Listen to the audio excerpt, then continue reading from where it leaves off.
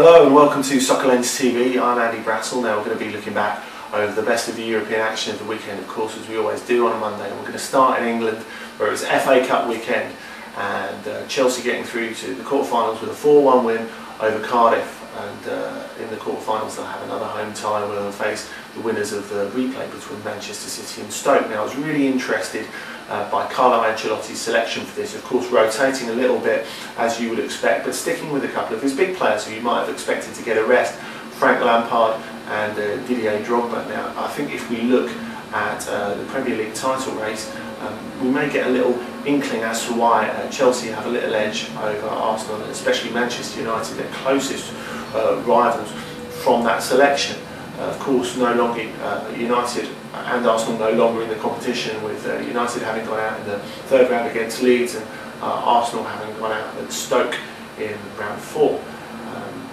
But Ancelotti's choice to keep going with these, especially Drogba, who's had a hard 2010 so far, having played the African Cup of Nations, of course, he's come back in absolutely splendid form, scoring those vital 2 goals against Arsenal this week, scoring an early one against Cardiff this week, and providing an assist later as well. He was a key part of this. Now, Ancelotti obviously feels that it's important to keep Drogba going, to keep his rhythm, as he's such an important part of the Chelsea side, rather than just giving him a perhaps superfluous rest. Now I'm wondering if Sir Alex Ferguson and particularly Arsene Wenger will regret their FA Cup selections. Certainly with Wenger's side, when they went to Stoke, they were in really decent form, and Wenger made wholesale changes to that side, bringing in a lot of young, inexperienced players, and arguably breaking the rhythm of Arsenal. They've done so well to catch up Chelsea and United at the top. They went into some big games after that Stoke game, weren't quite at their best at Aston Villa and only getting a draw there, and then going on to lose those 2 big games against United and Chelsea, when they looked a real shadow of their best self. So whereas I wouldn't expect Wenger to publicly admit any sort of error in this situation, I wonder if privately he's wondering if he did the right thing with that pick at Stoke in the Cup. Now, talking of depleted sides, the shock of the weekend, or perhaps not the shock of the weekend, the shock that everyone saw coming, was in La Liga.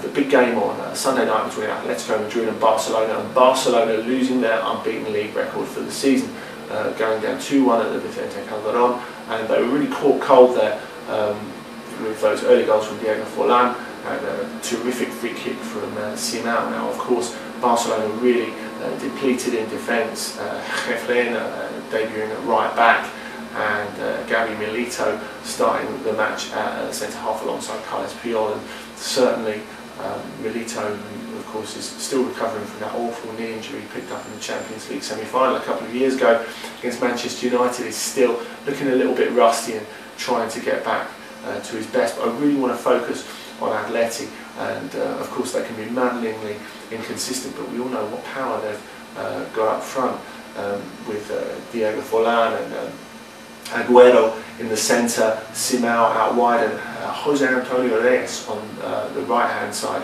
as he was last night. And he's had a difficult old trot over the last couple of years. We expected him to become one of the world's, perhaps one of Europe's greatest players. When he came through at Sevilla, he looked so promising, and we hoped the move to Arsenal would really make him, but it hasn't worked out like that. He's not really settled anywhere since, although he had a decent loan spell at Benfica last year. They decided not to make it permanent, and it seemed as if he was going back to Atleti by default. They tried to offload him a few times last summer to Benfica's rivals Porto, who turned down that chance, and to deposed French champions Lyon, who also said a quite firm no to him. So it was open to question how much playing time Reyes would actually get this season. And now he's been at Atleti since 2007, and it took him 2.5 years to score his first goal, which he did just last month against Valladolid in a resounding win there, 4-0 for Atleti. But Reyes showed, no longer a young player at 26 years old, why he might be finally in a position to make some inroads and really exploit the undoubted potential he's always known he's had.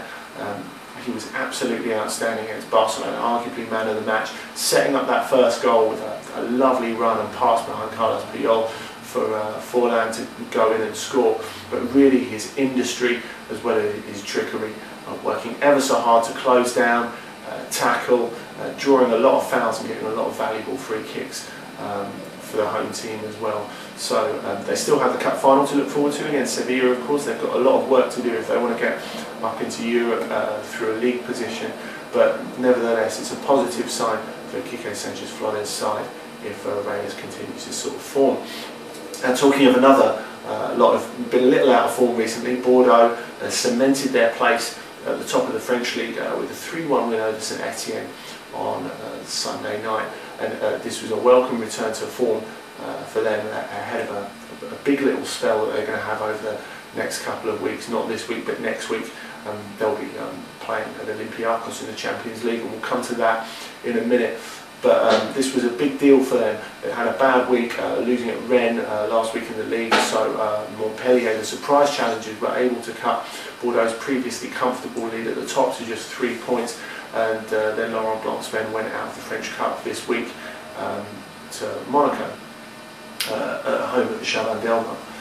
So a lot of people in France were asking, have Bordeaux hit a wall? Are they flaked? Are they too tight? Have they lost it? They have a very full fixture calendar that Blanc has had his word about. He's threatened for the League Cup semi-final against Lorient to put out a reserve side because he's so concerned about the physical pressure on what admittedly is a very strong young Bordeaux side.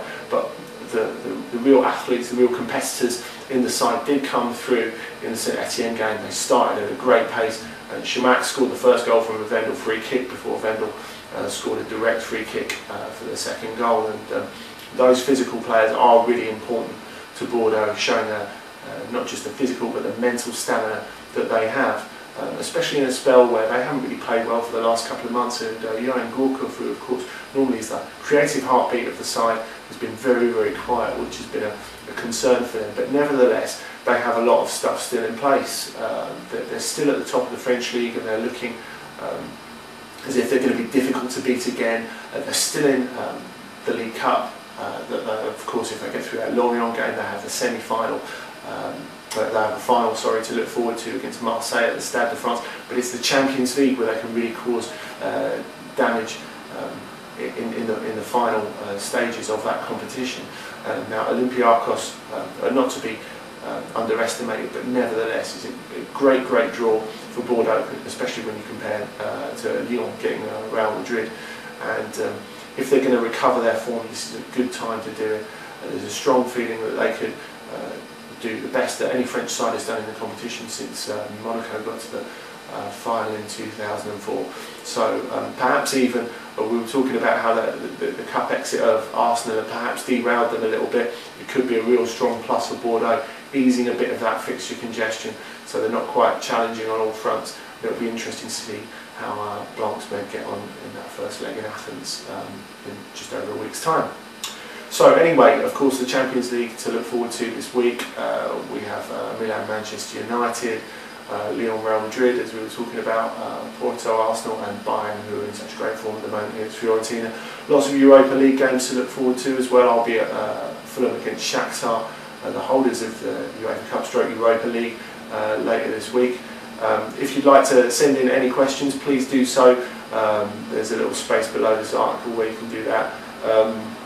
Your comments are welcome too. You can get me more directly on Twitter, twitter.com/Andy Brassel. Hope you enjoy all the week's action, and we'll see you again this time next week.